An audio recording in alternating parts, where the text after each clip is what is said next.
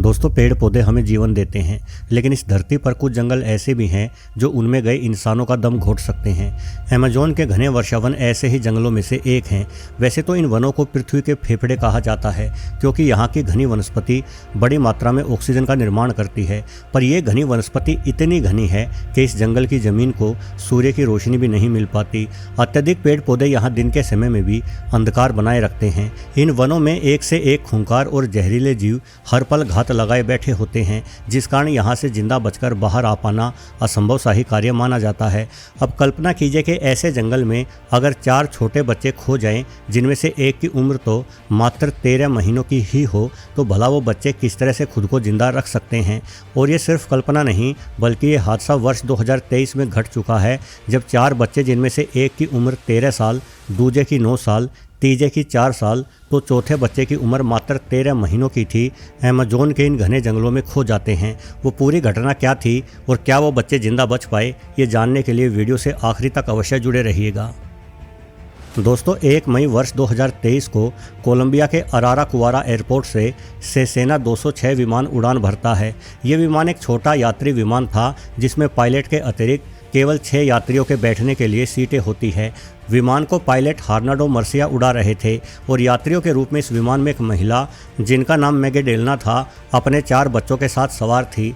जैसा कि मैंने पहले ही बताया कि उन 4 बच्चों में से 3 की उम्र करीब 13, 9 और 4 साल की थी। वहीं चौथा बच्चा, जो अपनी माँ के गोद में बैठा था, 13 महीनों मतलब करीब 1 साल का था।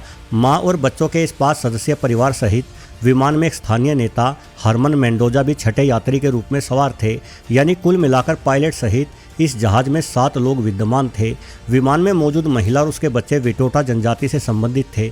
इस जनजाति के लोग शहरों में रहना शुरू कर देने के बावजूद भी अपनी पुरानी जंगली संस्कृति पर बेहद ही गर्व करने वाले लोग माने जाते हैं, जो आज भी अपने बच्चों को जंगलों में जीवन जीने के तरीके सिखाते रहते हैं। खैर, विमान अपनी यात्रा शुरू करते हुए अमेज़न के जंगलों के ठीक ऊपर से उड़ान भर रहा था। विमान को सेंट जॉर्ज डेल एयरपोर्ट जाना था, जो इन जंगलों से करीब 300 किलोमीटर की दूरी पर था। किंतु अचानक इस विमान के इंजन ने काम करना बंद कर दिया। ये विमान यानी सेसेना 206 सिंगल इंजन विमान होता है, इसलिए जैसे ही इंजन फेल हुआ तो ये विमान तेजी से नीचे गिरने लगा। अपनी पूरी कोशिश करने पर भी पायलट विमान के इंजन को फिर से शुरू नहीं कर पा रहे थे और अब विमान का क्रैश हो जाना तय था। नीचे गिरता हुआ और आगे बढ़ता यह विमान एक के बाद एक अमेज़न के जंगली पेड़ों से टकराने लगा, जिस कारण विमान की गति काफ़ी कम हो गई। और शायद ये इन घने और ऊंचे पेड़ों का ही कमाल था कि विमान पूरी तरह से टूटकर बिखरने की बजाय काफ़ी ठीक ठाक हालात में नीचे गिरा। हालांकि विमान का अगला हिस्सा बुरी तरह से बर्बाद हो गया, जिस कारण पायलट और एक अन्य पुरुष यात्री हरमन मेंडोजा की मौके पर ही मौत हो गई।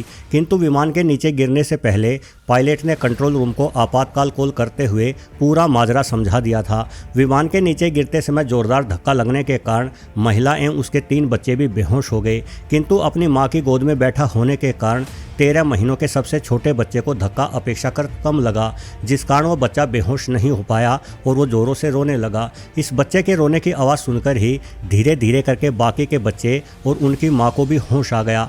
इस पूरे हादसे में आश्चर्यजनक रूप से बच्चों को कुछ एक खरोंचे छोड़कर कोई विशेष चोट नहीं आई थी, लेकिन उनकी मां मैगेडेलना के कमर एवं पैरों से लेकर सर में भी कई गंभीर चोटें थी, जिस कारण ये मां चल नहीं पा रही थी। विमान गिरने का यह हादसा सुबह 7:30 बजे हुआ था। घायल मां ने सब बच्चों को दिलासा दिया कि जल्द ही उन्हें कोई हेलीकॉप्टर बचाने आ जाएगा, लेकिन इंतजार करते करते शाम हो गई और कोई नहीं आया। अपने 13 महीनों के भूख से बिलखते बच्चे को घायल मां ने बड़ी ही मुश्किल से अपना दूध पिलाया और विमान में मौजूद कुछ भोजन अपने अन्य बच्चों को भी खाने को कहा, लेकिन उस मां ने खुद कुछ भी नहीं खाया, क्योंकि ये मां जानती थी कि इन जंगलों में बचाव टीम के लिए उन्हें ढूंढ पाना आसान नहीं होगा। इसलिए वो चाहती थी कि ये भोजन कई दिनों तक उसके बच्चों के काम आता रहे।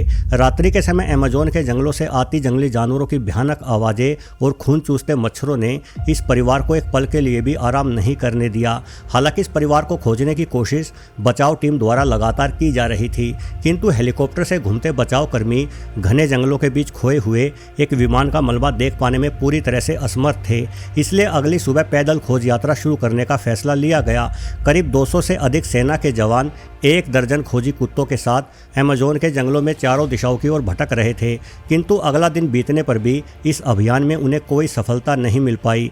दोस्तों, अगले दिन की शाम को बच्चों ने एक बार फिर से भोजन किया। इस जहाज में 13 महीनों के उस छोटे बच्चे के लिए पाउडर रूपी सूखा दूध भी था, किंतु माँ फिर भी दिन भर उस बच्चे को अपना ही दूध पिलाती रही, क्योंकि इस माँ की अब सांसें उखड़ने लगी थी और वो चाहती थी कि जब तक वो जिंदा है उसका बच्चा उसी के दूध से काम चलाता रहे, ताकि पाउडर वाला दूध बाद में इस्तेमाल के लिए बचा रहे। किंतु 2 दिन से भूखी इस माँ के स्तनों से अब दूध उतरना बंद हो चुका था। इसलिए अब इन बच्चों में से सबसे बड़े 13 वर्षीय लड़के ने अपने छोटे भाई के लिए पानी एवं पाउडर मिलाकर दूध बनाया और उस दूध को बोतल से पिलाकर वो अपने छोटे भाई को गोद में सुलाने लगा।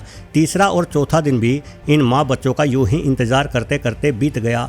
आखिरकार 4 दिन बीत जाने के बाद जहाज में मौजूद भोजन भी पूरी तरह से समाप्त हो चुका था और इस जहाज में 2 व्यक्तियों के शव भी मौजूद थे, जिनमें से अब असहनीय दुर्गंध उठना शुरू हो चुकी थी। इसलिए उस माँ ने अपने बच्चों को जहाज छोड़ देने को कहा। सबसे बड़े लड़के ने अपनी माँ को भी सहारा देकर उठाने की कोशिश की, लेकिन कमर पर चोट लगने के कारण इस माँ के पैर लकवाग्रस्त हो चुके थे, जिस कारण उसका चल पाना संभव नहीं था। आखिरकार माँ के आग्रह पर चारों बच्चों ने इस जहाज और स्थान को छोड़ दिया और वो किसी मदद की आस में जंगल के अनजान पथ पर बढ़ चले। सोचे कि 13 महीनों से लेकर 13 साल के छोटे बच्चे उस इलाके से गुजर रहे हैं जहाँ के सांप तो क्या, मेंढक भी इतने जहरीले होते हैं कि उन्हें छूते ही इंसानों की जान चली जाए। यहाँ एनाकोंडा जैसे विशालकाय सांप भी हैं जो अपनी कुंडली में लपेटकर ककड़ी की भांति इंसान की हड्डियों को तोड़ सकते हैं, तो जैगवार जैसी घातक जंगली बिल्ली भी इन्हीं वर्षावनों में पाई जाती है। ऐसे में इन बच्चों द्वारा रखा गया प्रत्येक कदम उनका आखिरी कदम हो सकता था।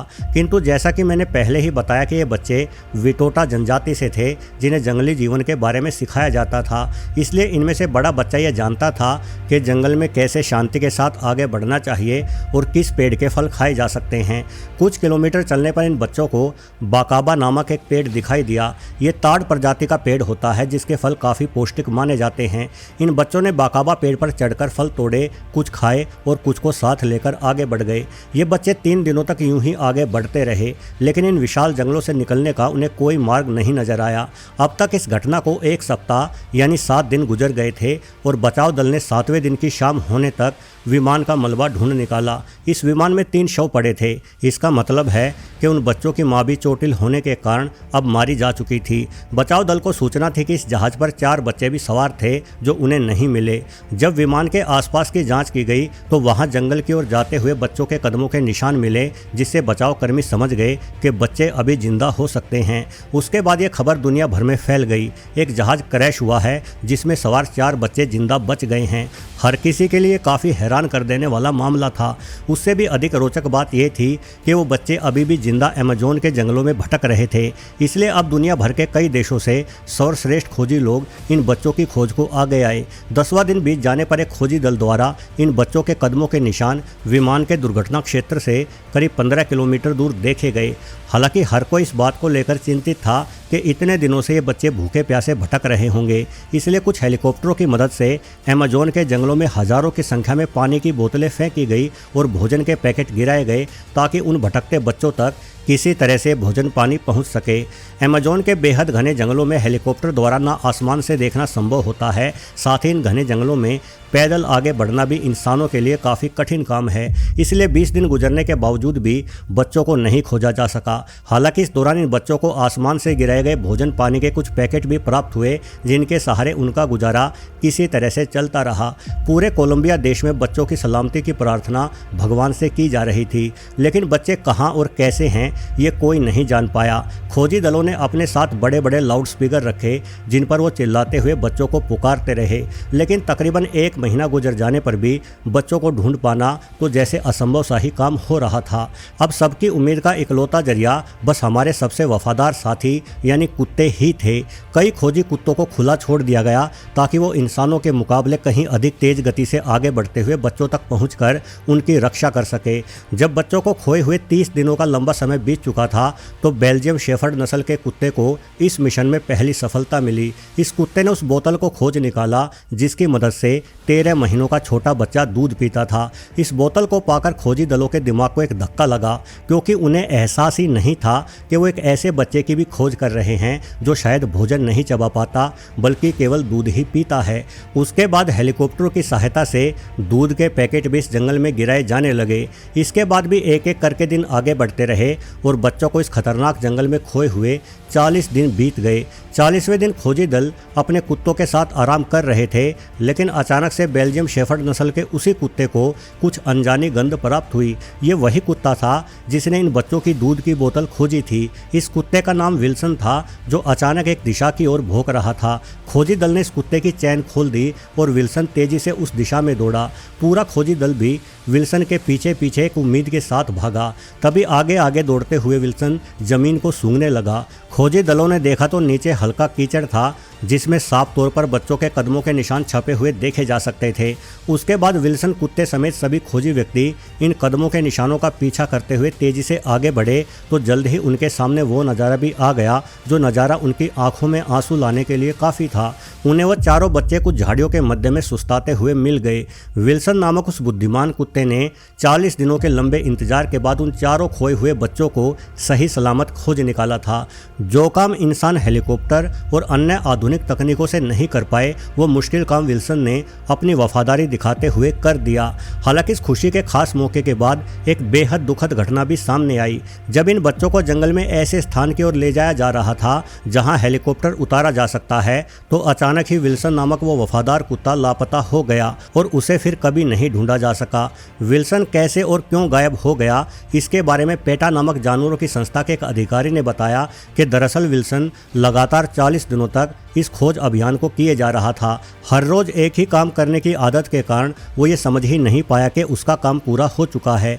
बच्चों के मिल जाने पर भी उसे लगा कि अभी भी जंगल में और खोए हुए लोगों को खोजे जाना है, इसलिए शायद किसी प्रकार की आवाज़ को सुनकर विल्सन उस आवाज़ की दिशा में दौड़ गया। और चूंकि खोजी बचाव दल को जल्द से जल्द उन खोए हुए बच्चों को जंगल से बाहर निकालना था, इसलिए इस बचाव दल ने विल्सन के लिए अधिक इंतजार भी नहीं किया और वो सब लोग जंगल से वापस लौट आए। इस तरह की इंसानी सोच बेहद ही दुखद है। एक मूक जानवर खोए हुए इंसानी बच्चों के लिए लगातार 40 दिनों तक भटकता रहा, लेकिन बेचारे उस जानवर के वापस लौटने का इंतजार हम इंसान एक दिन भी नहीं कर सके।